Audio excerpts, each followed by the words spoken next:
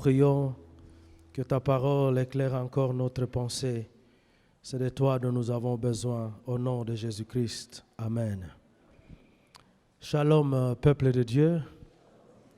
Je suis dans la joie ce matin d'avoir le privilège de vous servir, de partager la parole de Dieu. Et je rends grâce à Dieu pour ce jour. Ça fait 22 jours depuis que nous avons commencé ce programme et nous disons vraiment merci à Dieu. Nous pouvons, comme quelqu'un a dit dans la Bible, Ebenezer, jusqu'ici, il nous a soutenus. Et j'aimerais en particulier remercier ceux qui sont fidèles à ce programme. Votre foi et vos efforts seront récompensés par Dieu. Le Seigneur, il n'est pas insensible. Il n'est pas insensible. Il a dit, vous me chercherez et vous me trouverez si vous me cherchez de tout votre cœur. Et ce matin, je voudrais faire un appel à ceux qui, peut-être pour une raison ou l'autre, ils n'ont pas eu le privilège de participer à ce programme. Vous pouvez rejoindre le programme. Alléluia. Vous pouvez rejoindre. Il nous reste une semaine à partir déjà de demain. Nous irons jusqu'à dimanche. Nous sommes en jeûne et prière et nous prions que Dieu vous donne aussi la possibilité de participer. Vous savez, il a dit à Jérémie, invoque-moi et je te répondrai. Et je te montrerai des choses cachées qui sont attachées à ton destin. Et dans la plupart des cas, nous devons savoir qu'on ne réussit pas par hasard dans la vie. Alléluia. Nous sommes en train de parler de réussir avec Dieu, mon parcours d'élévation progressive et croissante. La réussite dans la vie n'est pas un hasard. Elle obéit à des principes, elle obéit à des valeurs, elle obéit à des attitudes. Bref, pour dire qu'il y a des choses que nous devons connaître en tant qu'enfants de Dieu. Même dans le monde, quand vous voyez quelqu'un qui a fait des progrès dans la vie, qui étonne les gens, ce n'est toujours pas un hasard. Derrière cet homme ou cette femme dont le succès étonne le monde, il y a toujours des choses qui le soutiennent.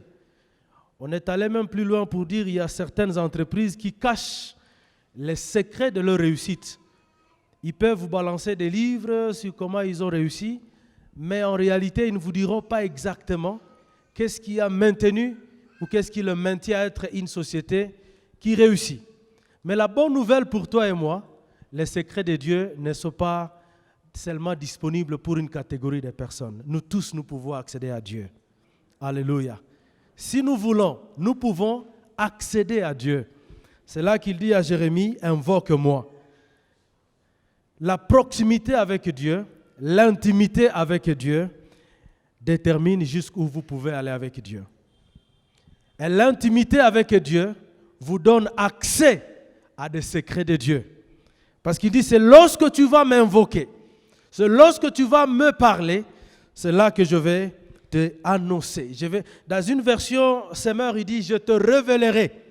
Ça veut dire, il y a des choses qui sont réservées à des hommes et des femmes qui deviennent des intimes de Dieu. Amen. Il faut arriver à une dimension où tu atteins l'intimité avec Dieu. J'aimerais encourager quelqu'un ce matin. Méfiez-vous de la foule. Ce n'est pas la foule qui te fait progresser, c'est ton intimité avec le Seigneur. Alléluia. Je peux même être dans un culte où je parle à haute voix pour démontrer à tout le monde que je sais prier. Ça n'a rien à faire avec l'intimité avec Dieu. Je peux même avoir des attitudes qui montrent que vraiment, ce frère, cette sœur, l'intimité avec Dieu, c'est là que nous recevons des choses, des informations, des secrets qui sont attachés à notre vie. Et je dis dans un culte, un homme, une femme qui se réclame à fond de Dieu, chrétien, et qui ne prie pas, il y a un problème. Et c'est une limitation dans votre vie. C'est pourquoi nous voulons réellement encourager hommes et femmes enfants de cette famille lorsque nous sommes mobilisés dans un programme de prière comme celle-ci. Même si elle fait mal au corps, vous savez, il y a des prix toujours à payer. Il faut payer un prix. Si vous ne savez pas vous priver de la nourriture pour une cause élevée, il est possible que les événements de la vie vous priveront de la nourriture et vous allez jeûner par force. Alléluia. Il ne faut pas attendre que les événements vous privent. Il y a des personnes qui ont tellement mangé que même jusqu'à un moment donné, on dit que finalement, il faut commencer à réduire certaines choses de ton repas. J'avais un collègue de service, ça fait 10 ans que j'avais commencé avec lui. Lui, quand il voyait la nourriture devant lui, il disait à Swahili, hii ni mema ya inchi kabisa. Acha tukule, tutasambaka kwa muganga. Franchement. Et cette expression est restée, tutasambaka kwa muganga. Il ne faut pas attendre qu'un jour, la vie t'oblige. Mais aujourd'hui, tu peux anticiper. Jusqu'à la vieillesse, tu consommes tout sans qu'il y ait de restrictions. Alléluia. La Bible déclare que tout homme pieux t'est pris au temps convenable. Prends le temps d'anticiper les événements. Il dit, quand les eaux déborderont de leurs fleuves, ils ne t'atteindront pas. Parce que tu auras créé des murs de sécurité. La prière, c'est des bonnes semences de la vie. Au temps opportun, elles portent de fruits. Je veux que je vous communique l'amour de la prière. Il ne s'agit pas de la prière en public. La prière visibilité, ce n'est pas ça qui est important. Vous savez qu'il y a ce qu'on appelle prière visibilité. On n'a pas besoin de prière visibilité. On a des prières vie secrète avec Dieu. Je peux être dans mon bureau, je peux être dans mon atelier, mais je suis connecté à la divinité. Je peux ne pas être dans le culte ici parce que je suis empêché pour une raison de service, mais je suis connecté à la divinité. C'est de cela dont nous parlons, bien-aimés dans le Seigneur. Ne vous culpabilisez pas outre mesure. Peut-être votre travail ne vous permet pas d'être là, mais vous pouvez être dans le programme avec le Seigneur. Alléluia. La prière change la vie. La prière change la vie. Elle peut changer la destinée d'une personne. Un homme a dit, lorsque Israël faisait face à un défi, le défi c'était le défi de la perdition. Vous savez cette histoire. Où, n'est-ce pas, quelqu'un, il a fait signer une décision royale pour exterminer le peuple. Et Esther dit, ça, ce n'est pas forcément une situation normale. Ce n'est pas naturel. Je voudrais que le peuple entre dans la prière. Autrement, il dit, nous devons entrer dans une autre dimension spirituelle pour affronter le défi. Dans la vie, il y a des choses que vous devez cesser de regarder avec les yeux naturels. Alléluia. Est-ce que tu peux dire à celui qui est à côté de toi, cesse de regarder certaines situations avec les yeux seulement? Ouais. Parce que les yeux physiques peuvent te distraire. Parce qu'il y a des choses que les yeux physiques ne peuvent pas voir. Il faut que tu montes dans une autre dimension pour comprendre qu'il y a un esprit qui est en train de contrôler une situation. Et il faut donc que toi-même tu montes dans la dimension spirituelle pour attaquer cette réalité. Alléluia. Et c'est là qu'Esther dit, mobilisez le peuple, qu'il prie avec moi, qu'il me soutienne. Parce qu'il y a un acte que je vais poser. Un acte physique, mais qui est accompagné d'une réalité spirituelle. Alléluia. Vous pouvez sécuriser votre travail par une réalité spirituelle. Vous pouvez sécuriser l'avenir de vos enfants par des moments de prière. Combien de parents prennent leurs enfants et ils disent, vous les enfants, venez ici, je vous impose le main. À un moment, je parlais aux hommes piliers dans un samedi, j'ai dit, l'homme pilier, vous êtes le pasteur de votre famille. Il ne faut pas attendre que toujours un pasteur vienne pour prier vos enfants. Si tu as la connexion avec le Seigneur, tu appelles tes enfants un soir, tu commences à imposer chaque enfant le main. Tu pries pour chaque enfant. Alléluia. Alléluia. Si vous ne pouvez pas prier pour votre enfant, vous savez qui est en train de prononcer des paroles sur votre enfant. Et nous avons donc besoin, bien-aimés, d'être engagés dans ce moment. Un homme a dit, montre-moi un homme à genoux devant Dieu. Cet homme se tiendra devant les hommes, debout devant les hommes. Montre-moi un homme qui est à genoux devant Dieu. Il se tiendra debout devant les hommes. Il voulait simplement dire, un homme qui a appris à s'humilier devant le Seigneur, un homme qui a appris à puiser de l'énergie devant Dieu, il aura l'énergie nécessaire pour affronter les défis de la vie. Et aujourd'hui, je bénis Dieu pour ces hommes et ces femmes fidèles qui sont là, qui continuent à parler à Dieu, qui continuent à invoquer le Seigneur. Nous sommes en train de parler d'un sujet important. Réussir dans la vie, ce n'est pas un sujet facile. C'est possible d'en parler, mais c'est encore mieux quand vous vivez votre réussite. Amen. Vous savez, c'est même nous les pasteurs, les prédicateurs, les enseignants, le défi que nous avons, nous disons, Seigneur, nous ne voulons pas simplement parler à ton peuple, nous voulons que ton peuple vive ce que tu dis. Réussir dans la vie, c'est un sujet important. Mais ce qui est important ici, nous disons réussir avec Dieu. Il ne s'agit pas de réussir n'importe comment. Il n'y a personne qui veut être la honte de la société. Donc c'est un sujet fondamental. Il n'y a personne qui veut être la risée des hommes. Il n'y a personne qui veut être un échec. Des hommes et des femmes se lèvent chaque matin, qui courent à gauche, à droite, qui prennent des risques élevés. Parce qu'au centre de tout cela, vous voulez donner de la valeur à votre vie. Vous voulez éviter l'échec. Vous voulez éviter l'humiliation. Donc nous parlons des choses fondamentales. Et ça devrait nous préoccuper à un très haut niveau où nous prenons réellement l'engagement de dire, Seigneur, moi j'ai besoin de réussir. Amen. Il y a quelqu'un qui a dit, lorsque les maux ou les problèmes atteignent une dimension élevée, il faut que vous puissiez aussi élever votre dose d'engagement pour affronter ces situations. Donc la réussite, elle est fondamentale. Mais la chose essentielle, j'aimerais dire ce matin au peuple de Dieu, c'est la volonté de Dieu que tu réussisses. Dieu veut que tu réussisses. Ta réussite, c'est la réussite de Dieu. Il n'y a aucun parent qui peut être content de voir son enfant dans un échec, comme un raté de la société. Pour les parents, papa et maman qui sont ici, la fierté d'un parent, c'est de voir ses enfants vivre dans la dignité. Et donc c'est important de savoir que c'est la volonté de Dieu. Il n'y a pas un sujet qui a été inventé par un homme. Le succès a son fondement dans la Bible.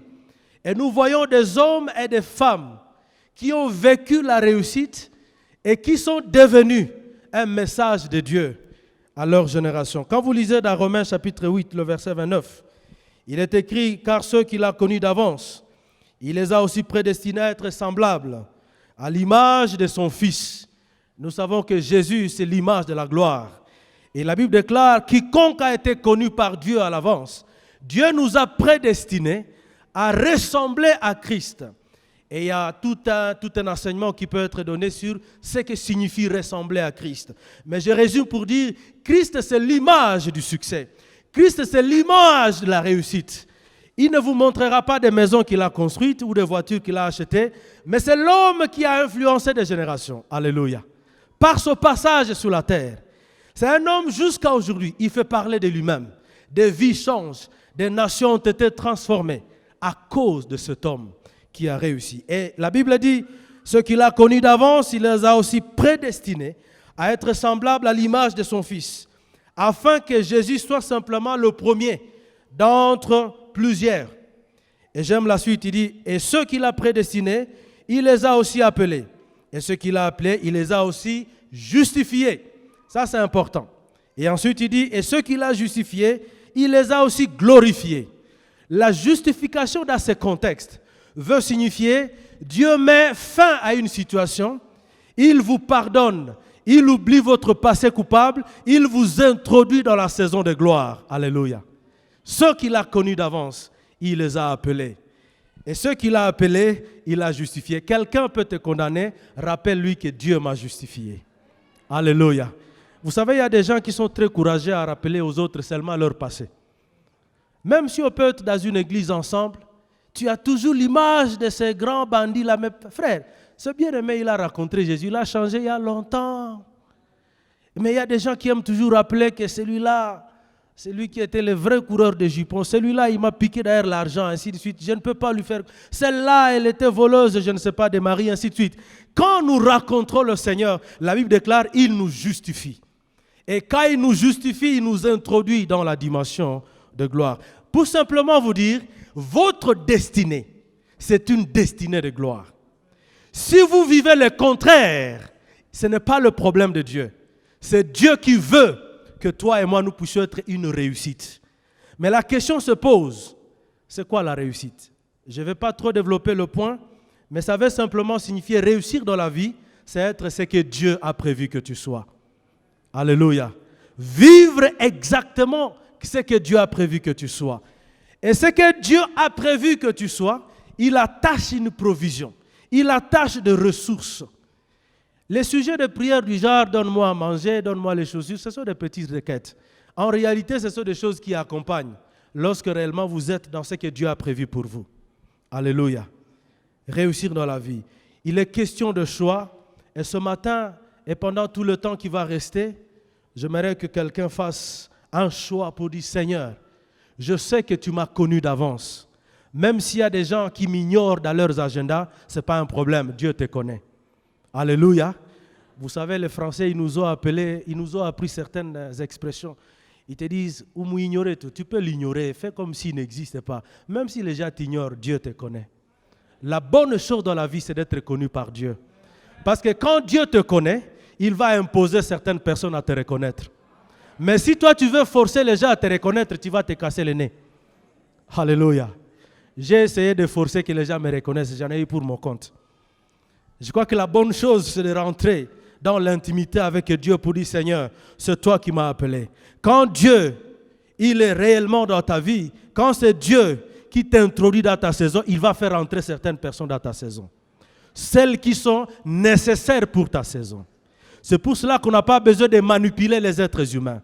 On n'a pas besoin de manipuler les événements. Quand le temps de Dieu arrive, les personnes viennent d'elles-mêmes pour en réalité contribuer à ton succès. La réussite est fondamentale. Et quand Dieu nous appelle à la réussite, c'est dans toutes les dimensions de la vie. Au plan spirituel, au plan des affaires, dans la carrière, dans les finances, dans l'entrepreneuriat, dans les études, dans le foyer. Partout, comme la Bible déclare, je souhaite que tu prospères à tous égards. Souvent, quand je lis et je relis encore ce texte, je dis, Seigneur, heureusement que ça a été bien dit à tous égards. Alléluia. À tous égards. Donc si je réclame quelque chose de la part de Dieu, ce n'est pas un problème. Il a dit à tous égards. À tous égards. Et beaucoup de gens ont excellé au plan spirituel, beaucoup. Et ensuite, ils ont été un peu déséquilibrés. Et ce qui pose un peu de soucis parfois dans la vie de certaines personnes.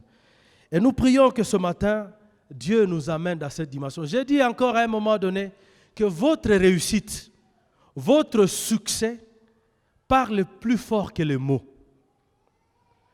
Quand Dieu vous amène dans votre succès, dans votre élévation, et que vous vivez effectivement votre élévation, cette élévation, c'est une stratégie même d'évangélisation de Dieu. Il y a des personnes pour lesquelles nous n'avons pas besoin d'aller avec la Bible parler beaucoup. Quand ils verront simplement ce que Dieu fait avec vous, eux-mêmes ils vont venir vers le Seigneur. Alléluia. Quand le Seigneur aura fait de vous une véritable bénédiction, tu n'as pas besoin de multiplier les passages pour dire voilà le Dieu que nous prions, c'est lui qui a ressuscité Jésus-Christ, c'est un Dieu qui bénit. C'est déjà beaucoup de choses. Mais quand ils te voient toi-même, tu es une bénédiction pour eux. Ils disent oui, comme ils ont dit d'Isaac, nous voyons que Dieu est avec toi et nous voulons rester avec toi. Lorsque les hommes et les femmes verront la guérison que Dieu te donne, tu n'auras pas besoin de crier que Dieu guérit. Eux-mêmes, ils verront réellement que Dieu guérit. Que Dieu te donne la guérison afin que ta guérison parle aux nations. Que Dieu te donne la richesse qui est encore retenue quelque part afin que les hommes et les femmes voient que Dieu bénit son peuple. Que Dieu te donne les enfants que tu attends depuis des années afin que des hommes et des femmes voient que Dieu donne les enfants. Et tu n'auras pas besoin de crier. Alléluia. Seigneur, fais-nous grâce. Fais-nous entrer dans cette dimension. Votre élévation, c'est une stratégie de moisson de Dieu. Dans Ésaïe au chapitre 2, 2 à 3, Dieu est en train de parler au travers du prophète Ésaïe. Il dit, il arrivera un temps, dans le cours de l'histoire, la maison de l'Éternel sera placée au sommet de toutes les montagnes. Et quand il parle de la maison de l'Éternel, dans une dimension prophétique, il parlait de l'Église. Et quand on parle de l'Église, c'est toi et moi, ce matin. Il dit, un temps arrivera où Dieu placera.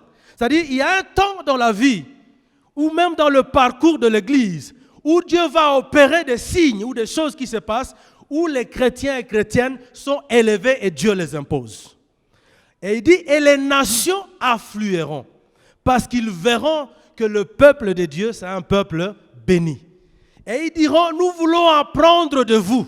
Que Dieu vous amène à une dimension où des gens disent, nous voulons apprendre de toi. Alléluia. Nous voulons apprendre de toi. Que Dieu fasse de toi une source d'inspiration. Que Dieu fasse de toi un modèle. Que Dieu fasse de toi une référence. Parce que Dieu, il aura fait des choses avec toi. Et nous avons commencé à parler des piliers qui nous soutiennent. Vous savez, nous parlons de réussir avec Dieu. La question fondamentale, quelle est la place de Dieu? Parce que nous ne réussissons pas simplement avec nous-mêmes. J'avais donné un bref témoignage de moi-même un jour. Je travaillais dans un pays et j'avais la responsabilité de diriger un programme au niveau national. Et j'avais l'opportunité de voyager suffisamment, et dans plusieurs pays, en Europe, aux États-Unis. Et j'avais aussi l'occasion de rencontrer certaines personnes, selon ce monde, qui sont vraiment grands. Vous savez, il y a des gens, quand ils rencontrent un ambassadeur, il fait un petit selfie, il publie que j'ai rencontré quand même un ambassadeur. J'ai vu même des gens qui ont fait des selfies quand ils sont en prière. On s'est dit, bon, finalement, quelle est l'intention? Ça, c'est la prière visibilité, en fait.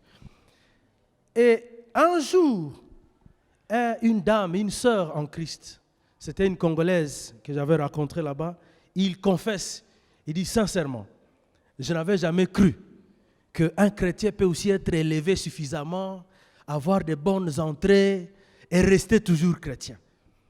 Et donc, lui, il avait toujours l'impression que vraiment derrière, c'est que cet homme, ce frère, c'est juste une mascarade pour nous montrer qu'il est chrétien, mais peut-être qu'il a des connexions là derrière, loge ou Illuminati. J'ai dit, maman, je suis là où je suis arrivé, c'est par la grâce de Dieu. Je n'ai fait aucune connexion, je n'ai fait aucune corruption. Dieu m'a simplement amené là où je suis. Je voudrais dire à quelqu'un ce matin, Dieu peut t'élever et suffisamment élever. Et tu n'as pas besoin de corrompre qui que ce soit. Tu n'as pas besoin de te retrouver autour d'une table pour partager un verre. Vous savez, il y a des gens qui disent derrière les verres, c'est là que les secrets se passent, c'est là qu'on envoie un peu les opportunités. Derrière un verre, tu recevras la récompense du verre, frère. Nous voulons la récompense de Dieu. Parce que ce que tu reçois autour du verre, il va te demander des comptes à un moment donné. Alléluia. Ce que tu obtiens par la corruption, à un moment donné, tu devras payer par rapport à la corruption. Nous prions que Dieu nous donne des élévations authentiques. Notre papa enseignait à un moment, il dit, afin que les justes ne tendent pas la main vers l'iniquité. C'est des types d'élévation dont nous avons besoin. Depuis cet enseignement, ça m'a révolutionné. J'ai dit, Seigneur, je veux avoir un niveau d'élévation au plan spirituel, au plan social, mais qui ne m'oblige pas de tendre ma main vers l'iniquité.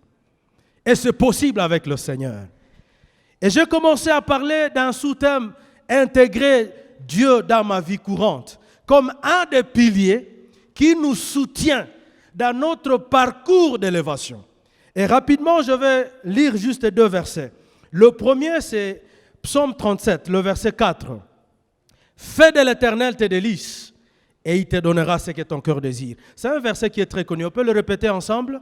Fais de l'Éternel tes délices, et il te donnera ce que ton cœur désire. Remarquez très bien, d'abord il faut donner la place à Dieu dans votre cœur. Fais de l'Éternel tes délices, et il te donnera ce que ton cœur désire. Dans Matthieu chapitre 6, nous pouvons lire le 31e verset jusqu'à 34. Ne vous inquiétez donc point, et ne dites pas que mangerons-nous, que boirons-nous, de quoi serons-nous vêtus. Il y a beaucoup de questionnements ce matin, peut-être parmi certains d'entre nous. Ne vous inquiétez donc point, dit la Bible, et ne dites pas que mangerons-nous, que boirons-nous, de quoi serons-nous vêtus. La Bible déclare au verset 32, car toutes ces choses, ce sont les païens qui le recherchent, mais votre Père céleste sait que vous en avez besoin. J'aime la suite, le verset 33. Cherchez premièrement le royaume et la justice de Dieu, et toutes ces choses vous seront données par-dessus. Est-ce qu'on peut répéter ensemble le verset 33? Cherchez premièrement le royaume et la justice de Dieu, et toutes ces choses vous seront données par-dessus tout. Verset 34, ne vous inquiétez donc pas du lendemain, car le lendemain aura soin de lui-même, Et j'aime la conclusion, à chaque jour suffit sa peine. 3 questions auxquelles j'aimerais qu'on réponde ensemble. Quelle est la place que vous donnez à Dieu? Parce que nous voyons dans le parcours d'élévation, c'est avec Dieu que nous le faisons. La deuxième question, ce sont quels bénéfices qui accompagnent des hommes et des femmes qui donnent la véritable place à Dieu. J'aimerais dire ce matin qu'il y a des formes de vie qui se développent dans les églises et dans la vie des chrétiens, où Dieu, il est comme un accessoire, où Dieu, c'est comme quelqu'un dont on entend parler dans le livre, quelque part, où Dieu, c'est un Dieu des dimanches. Il y en a même qui sont un peu plus courageux, on a simplement besoin de Dieu quand on a des problèmes. Et quelqu'un disait que nous avons transformé Dieu en une ambulance, où ce n'est pas un véhicule qui vient juste éteindre le feu quand il y a un incendie. La place que vous accordez dans votre vie détermine jusqu'où vous pouvez aller avec le Seigneur et jusqu'où vous pouvez monter. La place que vous donnez à Dieu détermine jusqu'à quelle hauteur vous pouvez bénéficier des grâces de Dieu. La place que vous donnez à Dieu dans votre vie, frères et sœurs, elle détermine jusqu'à quelle hauteur le ciel peut être mobilisé pour vous. Il y a des grâces qui sont générales. Vous savez, la Bible déclare que Dieu soutient le monde. La Bible déclare que c'est lui qui a créé le monde entier. Tous les hommes lui appartiennent. Et j'ai dit hier, lorsque nous avons par exemple le soleil, c'est une grâce de Dieu. Nous tous, nous bénéficions du soleil lorsqu'il pleut. Mais lorsque vous donnez la place à Dieu dans votre cœur, il s'occupe aussi de diriger une certaine dimension de grâce vers vous. Et c'est comme ça qu'il a dit par exemple de David, « Je trouvais David, homme selon mon cœur, cet homme qui accomplira toutes mes volontés. » Ce matin, la question que je pose à chacun d'entre nous, quelle est la place que tu donnes à Dieu? Quelle est la place que tu donnes à Dieu dans ton cœur? Parce que c'est celui qui va t'accompagner dans la réussite. Je ne veux pas réussir dans la corruption. Je ne veux pas réussir à cause d'un oncle. Je ne veux pas réussir avec le nom de ma famille. Toutes ces choses sont éphémères. J'ai vu quelqu'un qui avait toute sa confiance dans un membre de famille qui était placé apparemment dans un gouvernement. Et toute sa confiance était sur ce monsieur. Le jour où la personne est décédée, c'était comme si le ciel tombait sur sa vie. Frères et sœurs, la Bible déclare « Maudit soit l'homme qui se confie dans l'homme ». Déjà à partir du moment où toute ta confiance est dans l'homme, tu es en train d'attirer la malédiction sur ta vie. Ne mets pas ta confiance dans les humains. Parce que l'homme a sa limite. Mets ta confiance à Dieu et c'est lui qui amènera dans ta saison les hommes dont tu as besoin. Alléluia. Parce que lorsque tu vas mettre ta confiance dans une personne au détriment de Dieu, Dieu va retirer cette personne. Et tu vas rester dans le vide. Quand vous avez Dieu, j'ai dit dans un des cultes, Dieu c'est comme un aimant, il attire tout ce dont vous avez besoin. Quand tu as Dieu en toi, il attirera tout ce dont tu as besoin dans ta vie. Alléluia. Quelle est la place que tu donnes à Dieu? Jeune fille, jeune garçon, quelle est la place que tu donnes à Dieu? Ce genre de fiançailles où tu dis, tu es mon tout, sans toi je ne peux pas vivre. Quoi, kabisa? Tu es mon oxygène. C'est exagéré, frère. Il est ni bongo. Quel oxygène? Tu es mon sucre. Quelqu'un disait même, tu es ma cure. Si Dieu nous donnait la grâce de regarder le téléphone ce matin, on verrait des choses terribles. Dites à Dieu, tu es ma cure, tu es ma dose, tu es mon oxygène. Donc, il est maintenant ni ma bongo tout la semaine à parler. Alléluia. Mais je ne vous interdis pas, dites ça, ça fait du bien quand on te dit tu es mon oxygène. Sans toi, je ne peux pas vivre. Vraiment, tu étais né pour moi, tu es comme le soleil. On dirait Balikutapi Kambinguni. On a encore des poètes qu'on doit écouter. Le jour du mariage, venez ici, c'est compliqué. On attend des choses. Quelle est la place que tu donnes à Dieu? Si un homme occupe ton cœur, tu recevras la récompense de l'homme. Mais si c'est Dieu qui occupe ton cœur, tu recevras la récompense de Dieu. J'aimerais que ce matin, toi et moi, nous puissions plutôt recevoir la portion de Dieu. Alléluia.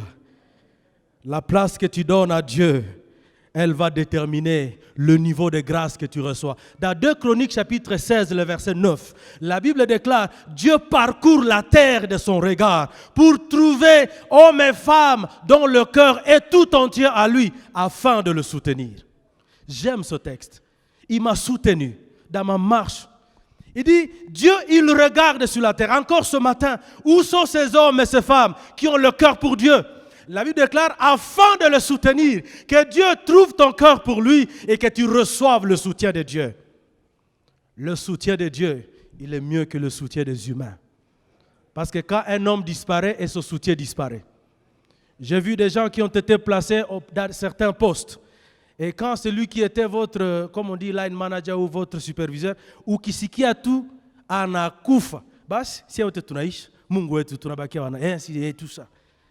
Non, nous ne voulons pas vivre dans ces histoires-là de systèmes administratifs. Quand quelqu'un est décédé, on devient malheureux. Nous voulons plutôt rester dans le royaume de Dieu. Alléluia. J'aimerais, moi, me connecter au royaume de Dieu. Même quand les hommes peuvent passer, moi, je suis stable parce que c'est Dieu qui me connecte et qui me stabilise. Alléluia. Ah, papa disait un jour que quelqu'un dit, si mon casé, ça mon yari casé à qui ça disparaît, tout tabakia mon casé coule que ça. Il faut que Dieu te case, pas un homme. Parce qu'il peut te caser quelque part, anashindwa kukutosha na mukaze kwenye alikutia kuna. Alléluia. Nous ne voulons pas de réussite qui dépendent des hommes. C'est fragile. C'est pas bon. Ça ne bénit pas. C'est très limité. Je veux que tu aimes Dieu. Bien-aimé dans le Seigneur, je me rappelle de ce jeune homme qui était un simple bagagiste dans un dépôt, mais qui avait son parcours avec le Seigneur. Dieu m'a fait sortir d'un dépôt et aujourd'hui il a fait de moi ce que je suis. Si c'est un homme qui m'avait casé dans un dépôt, peut-être je resterai encore dans ce dépôt-là, transportant encore des marchandises. Mais derrière cet homme qui était un simple bagagiste, transportant des marchandises, il y avait un serviteur de Dieu qui s'est caché. La grâce de Dieu, elle m'a transporté. Elle m'a amené là où je suis. La même grâce de Dieu peut te ramasser là où tu es et t'amener dans ton parcours de gloire. Alléluia. Alléluia. La grâce de Dieu. Quelle est la place que tu donnes à Dieu? Quelle est la place? Les études occupent ta place. Le travail. Oh, nous sommes en train d'écrire les proposals, les emails, ainsi de suite. Frère, c'est bon. Quelle est la place de Dieu dans ton travail? Quelle est la place de Dieu dans ta famille? J'ai donné un exemple. Vous savez, un homme, une femme normale, si vraiment il est normal, il entre dans un supermarché, pendant qu'il est en train d'acheter des choses pour lui, en réalité, il est en train de se dire, qu'est-ce que je peux aussi ramener à ma femme? Ou qu'est-ce que je peux ramener à mon mari? Qu'est-ce que je peux ramener à mes enfants? Lorsque tu es en train d'acheter toutes ces choses-là, nous voulons atteindre cette dimension où je dis, qu'est-ce que je ramène aussi à Dieu? Alléluia. Vous savez, il y a quelqu'un, et que Dieu nous pardonne, tu peux entrer dans un supermarché, on a bousillé $100 dans ta carte de crédit à Kopal, on a ma mikate, ma bitugane. Quand tu viens à l'église, on a 5 000 francs. Mungu aturumi. Que Dieu nous aide. Que Dieu nous aide. Parce qu'en réalité, si Dieu occupe la place dans ta vie, ta façon même d'agir par rapport à Dieu serait différente. Un homme, une femme qui respecte sa femme ou son mari, lorsqu'il veut prendre quelque chose que je veux ramener à ma femme, il réfléchit des fois, est-ce que ma femme... Parfois même il appelle, chérie, est-ce que tu peux regarder si tu aimes ça? Est-ce qu'à un moment donné tu peux dire, mon Dieu, chérie, est-ce que tu vois, est-ce que ça va, ça marche? Nous parlons de Dieu qui occupe une place dans ma vie quotidienne. Quand Dieu va occuper sa place dans votre vie, vous n'avez pas besoin d'un policier. Il y a des gens qui pensent qu'à l'église, on doit les surveiller. Moi, en tant que pasteur, je ne surveillerai personne, franchement. Que Dieu seul te surveille. Que Dieu surveille aussi nous, les pasteurs, partout où nous sommes. Il y a même certains pasteurs qui sont corrects quand ils sont dans la ville où les fidèles sont là. Ce n'est pas normal. Quand Dieu occupe sa place, ça devient un état de conscience. Il y a des choses que je ne peux pas faire, où que je sois, en cachette, en dehors du pays, en dehors de ma famille, parce que c'est Dieu qui contrôle ma vie. Alléluia. La véritable police, c'est Dieu lui-même. Alléluia. Parlons de quelques avantages qui peuvent nous accompagner lorsque Dieu occupe la place. Le premier avantage, nous en avons parlé hier, Dieu donne la direction à votre vie. Quand Dieu, il trouve place dans votre vie, il devient comme la boussole. Il devient comme le gouvernail de votre vie. Je ne dirai pas beaucoup de choses à ce niveau car j'en ai parlé suffisamment hier. Et nous avons juste partagé un passage où la Bible déclare « Heureux ceux qui placent en toi leur appui. Ils trouvent dans leur cœur le chemin tout tracé. » Ça, c'est la parole de Dieu. Heureux ceux qui ont Dieu dans leur vie. Heureux ceux qui placent en Dieu leur confiance. Heureux ceux qui font de l'Éternel leur délice. Heureux ceux qui cherchent premièrement le royaume des cieux. La Bible déclare, ils trouvent dans leur cœur de chemin tout tracé. Autrement, Dieu donne la direction. Beaucoup d'hommes et de femmes n'iront pas loin dans la vie parce qu'ils n'ont pas de direction. Ils passeront des années. Ils tentent à gauche, ils tentent à droite. La Bible déclare, à un moment, tu attendras dans tes oreilles une voix qui te dira, voici le chemin et marchez-y. Nous avons l'avantage d'avoir Dieu avec nous. Quand Dieu occupe la place, il t'indiquera. Le deuxième avantage, je dis hier, quand vous donnez la place à Dieu dans votre vie, cet acte que vous posez spirituellement, il vous introduit dans une forme d'alliance, dans une forme de partenariat. Et c'est de cela que je voudrais parler ici. Vous savez, on peut avoir des associés, on peut avoir des partenaires, parfois qui vous déçoivent. Moi, j'ai déjà eu des partenaires qui m'ont déçu. Vous commencez un truc bien, vous mettez ensemble l'argent, et ensuite, moment na kimbia na makut, bonnement comme ça. Comme si de rien n'était, n'a disparaître, n'a bien pas. Pourtant, vous étiez même en train de vous réunir, Alléluia, Seigneur, fais-nous grâce, ainsi de suite. Et après, l'un de vous disparaît. Associé, mon allié. Je vous parle d'un allié qui ne déçoit pas ce matin. C'est Dieu. Quand Dieu occupe la place dans votre cœur, quand Dieu il a de l'espace dans votre vie, il devient votre allié. Votre vie le concerne. Deux choses peuvent se passer quand Dieu a la place dans votre vie. La première, c'est que vos défis deviennent ses défis. Vos combats deviennent ses combats. Quiconque essaye de vous toucher, il rencontre Dieu sur votre chemin. Quelle merveilleuse situation! À un moment donné, Israël, il était respecté. Il était devenu redoutable. Il était devenu un sujet de fierté pour Israël. Au point que même Israël disait, quel est cet autre peuple qui a un Dieu comme le nôtre, qui est plus proche comme le nôtre? Ils disent, notre Dieu, il est plus proche de nous. Il prend en charge nos situations. Quand vous lisez dans Psaume, chapitre 105, j'aime ce texte. Il est merveilleux. Au verset 13e et 14, même à 15, la Bible déclare, il est fait mention d'Israël. Et ils allaient d'une nation à l'autre, d'un royaume vers un autre peuple. Mais il ne permit à personne de les opprimer. J'aime ça. Alléluia. Et il châtia même de rois à cause d'eux. Et il dit, ne touchez pas à mes ouais, ne faites pas de mal à mes prophètes. Quand Dieu devient votre allié, il prend en charge vos combats. Ce matin, je prie que Dieu prenne en charge vos défis. Il y a des défis certainement qui sont au-dessus de nos forces. Il y a des défis qui sont au-delà de nos efforts. Et vous avez besoin d'un allié fort. Sur le chemin de la réussite, vous rencontrerez les obstacles. Si quelqu'un vous dit que ça va être facile, il vous trompe. Si quelqu'un vous dit que ça va être comme un gâteau sur un plat, il vous trompe.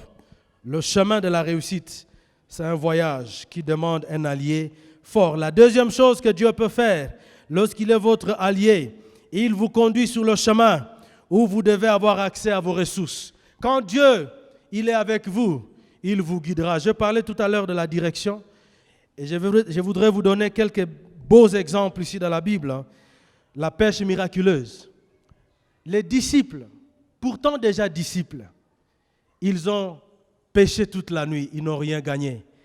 Il a fallu que Jésus vienne et dise, jetez le filet du côté droit du bateau et alors vous aurez ce dont vous avez besoin.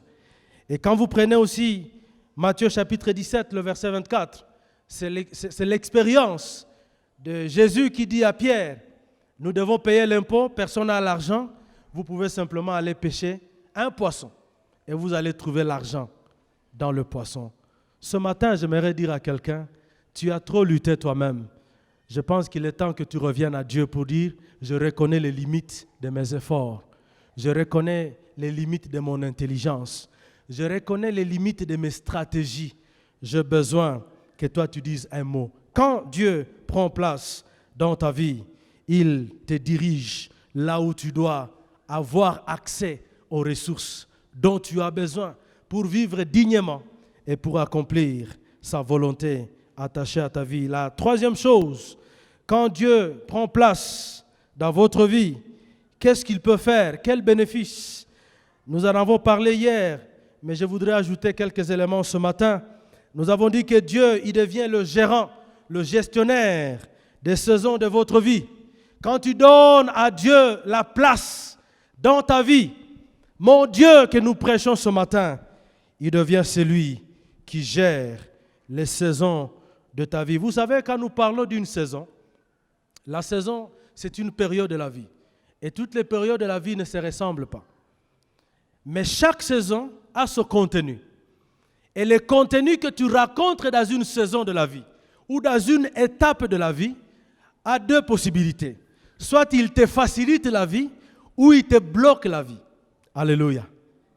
Et beaucoup d'hommes et de femmes, malgré leurs efforts, ils se sont retrouvés ne pas en train d'évoluer. C'est comme cela qu'Ecclésiaste dit très bien. Il dit qu'en réalité, la victoire n'appartient pas forcément à ceux qui sont intelligents, ou à ceux qui sont vigoureux, ou à ceux qui sont bien nés. Comme certains disent que ceux qui sont bien nés, la valeur n'atteint point, ainsi de suite. Ça, c'est le français. Mais ce qui est important, c'est que nous avons celui, quand il entre dans votre vie et que tu lui donnes la place de choix, il est capable de modifier les événements de ta vie. Il est capable de régner sur la saison de ta vie. Dans une saison, il y a trois choses qu'on peut mentionner. Il y a les personnes que tu peux rencontrer dans une saison. Il y a des événements que tu peux rencontrer dans une saison. Il y a des réalités que je peux appeler des lois, des principes établis, qui soit peuvent être à ta faveur ou à ta défaveur. Mais quand Dieu, il est dans ta vie, quand tu lui donnes la place, lui, il occupe, il règne sur les saisons. La Bible déclare, il est le maître de qui? De temps et de circonstances. Donc, il a la capacité de modifier les événements de ta vie. Et beaucoup d'enfants de Dieu vivent encore dans cette sorte d'ignorance. Je vais lire un texte avec vous où Jésus disait ceci, dans Luc chapitre 4. Il dit, « L'Esprit du Seigneur est sur moi, parce qu'il m'a oint pour annoncer une bonne nouvelle aux pauvres. Il m'a envoyé pour guérir ceux qui ont le cœur brisé, pour proclamer aux captifs la délivrance, et aux aveugles le recouvrement de la vue, et pour envoyer libres les opprimés. » J'aime la suite, il dit, et pour publier une année de grâce du Seigneur. Dans d'autres versions, il est dit, pour proclamer une année de faveur accordée par le Seigneur. J'aime ça. Ça, c'est la version Semeur. Et ensuite, au verset 21, il dit, alors il commença à leur dire, aujourd'hui, cette parole de l'Écriture que vous venez d'attendre est accomplie, et nous disons Amen. À ce temps-là, quand Jésus prenait la Bible, le rouleau, et qu'il lisait ce texte d'Ésaïe, il a dit, aujourd'hui, moi Jésus, tel que je viens de vous parler, je viens de commencer et de publier une année de grâce que Dieu accorde à son peuple. Alléluia. Une année de grâce, ça veut signifier, quand la grâce arrive, la grâce a le potentiel de vous introduire dans une saison nouvelle. Une saison qui ne dépend pas forcément de vos limites. Une saison qui ne dépend pas forcément de votre passé coupable.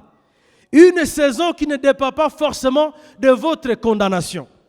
Vous savez qu'il y a beaucoup d'hommes et de femmes, certains, je ne sais pas beaucoup, certains, qui peuvent être même dans l'église, mais qui vivent encore sous le poids d'une certaine ignorance, en disant que peut-être, si je n'avance pas ou je ne suis pas correct, il y a peut-être des péchés qui ont été commis dans ma famille. Et il y a même des gens qui organisent des sessions de prière pour prier pour des péchés qu'ils ne connaissent pas. Seigneur, peut-être que mon grand-père avait fait ceci, je demande pardon. Quand la grâce de Dieu arrive dans ta vie, elle te déconnecte d'un passé coupable. Alléluia. Elle te déconnecte d'un passé de condamnation. Ce matin, je ne sais pas qui est cet homme qui a ses cœurs brisés. Jésus dit, à partir du moment où je suis venu publier une année de grâce, je suis venu enfin, que n'est-ce pas celui qui avait un cœur brisé soit guéri. Avec un cœur brisé, vous n'irez pas loin avec le Seigneur. Un cœur brisé, c'est un cœur qui ne sait pas prendre d'initiative. Il dit, je suis venu annoncer la bonne nouvelle aux pauvres. Je ne sais pas quelle circonstance de la vie t'a appauvri. Je ne sais pas qu'est-ce qui s'est passé dans ta vie. J'ai donné un exemple ce matin, je pense que ça peut édifier quelqu'un. Quand moi je naissais, il y a des choses qui se sont passées. Et ces choses, c'était une dévaluation. Vous savez, la dévaluation, ça veut dire que tu avais l'argent dans tes mains, ça perd de valeur. Donc moi que vous voyez là, quand je naissais là, ma famille devenait pauvre. Il y a des gens qui ne savent pas la pauvreté. Moi, j'ai vécu la pauvreté. Il fut un temps, dans ma famille, c'était un épisode quand même compliqué. Je ne sais pas si certains dans la salle ont vécu ces expériences. Bon, c'est toujours bon de parler de certaines expériences qui sont devenues une histoire, mais quand tu le vivais, c'est difficile. Un jour, vous avez les haricots, mais vous n'avez pas les pommes de terre. Ça fait, vous faites comment? Vous mangez seulement les haricots, munashukuru Mungu. Et les jours où vous avez seulement les pommes de terre, ça devient comment? Ça, c'est des réalités que nous avons vécues. Je ne vous dis pas ça pour vous amuser. Donc, vous avez vécu et vous avez connu la pauvreté. Est-ce que vous voyez la pauvreté sur mon visage? Ça, c'est le passé. Lorsque je rencontrais le Seigneur, il m'a déconnecté avec mon passé de pauvreté. Il m'a déconnecté avec mon passé de condamnation. Alléluia. Et je ne peux pas continuer toujours à dire peut-être les choses ne marchent pas, j'étais pauvre. Non, lorsque tu rencontres le Seigneur, avec l'année de grâce qu'il t'accorde, tu entres dans ton année de grâce. Et en ce moment-là, l'argent perd de valeur. Et vous savez comment on lavait les linges que moi je portais? Bon, ne vous imaginez pas comment je ressemblais quand je portais les linges. Ce n'est pas important maintenant. Parce que c'est une catastrophe en fait. Les linges là, c'était les pagnes fatigués de ma mère. Vous savez qu'en réalité, on ne prend pas les pagnes neufs pour faire habiller les enfants. Généralement, dans nos villages, c'est des linges un peu fatigués. Parce qu'il faut éviter de faire des pertes, ainsi de suite. Ça coûte cher. Vous qui avez vos enfants qui sont un peu gâtés, tout ça, ça c'est gloire à Dieu. Et quand l'argent a perdu la valeur, on a lavé mes linges avec certaines herbes. Maman, c'est comme si vous qui savez ça. Donc, d'abord, linge fatigué, lavé avec les herbes. Et cet homme qui est devant vous, il est passé par ces circonstances. Mais je rencontrais celui qui change la vie. Je rencontrais celui qui peut changer la destinée. Je rencontrais celui qui peut transformer la vie. Je rencontrais celui qui fait entrer quelqu'un dans ce parcours d'élévation de gloire. Alléluia. Tu ne resteras pas la même personne. Il ne faut pas rappeler aux gens leur passé coupable. Il ne faut pas rappeler aux gens leur passé de condamnation. Jésus a dit, ce jour, je vous annonce une année de grâce que Dieu accorde à son peuple. Tu as besoin d'entrer dans l'année de grâce et de dire, Dieu, j'ai besoin que tu m'amènes dans mon parcours de gloire. Alléluia. Quand Dieu entre dans ta vie, quand Dieu prend place dans ta vie, il change les saisons de ta vie. Dans ta saison, il y a des personnes qui manquent. Dieu est capable d'amener ces personnes dans ta saison. Dans ta saison, il y a des événements qui manquent. Dieu peut créer des événements pour toi. Ce matin, j'aimerais prier avec vous. Est-ce qu'on peut se lever pour lire encore ce texte merveilleux? Le Dieu, quand il prend place dans la vie, c'est qu'il peut faire. Lisez avec moi le psaume 114. J'aime ce texte. Psaume 114.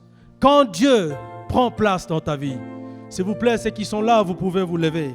Nous voulons prier le Seigneur. Lisez avec moi ce texte. Quand Israël sortit d'Égypte, quand la maison de Jacob s'éloigna d'un peuple barbare, Juda devint son sanctuaire. Israël fut son domaine. Quand vous analysez ce texte, Israël a reconnu que ce chemin, nous quittons la captivité, nous quittons l'esclavage, nous quittons le malheur, nous commençons un voyage de gloire avec Dieu. Mais il a dit, ce voyage, nous ne connaissons pas. Qui nous raconteront sur le chemin? Nous ne savons pas quels sont les événements que nous raconterons. Nous voulons créer, Dieu doit être au milieu de nous. Amen.